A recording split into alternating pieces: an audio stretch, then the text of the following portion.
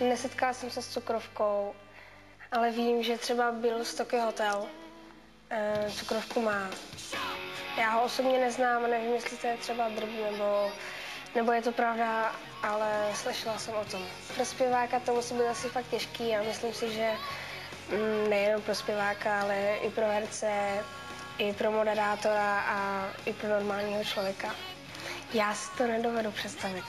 Opravdu ne, ale jsem šťastná, že si to nedovedu představit.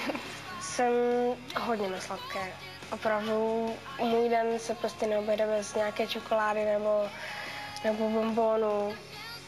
A myslím, že to moc šťastné teda není. Taky jsem schopná sníst hodně čokolády za den.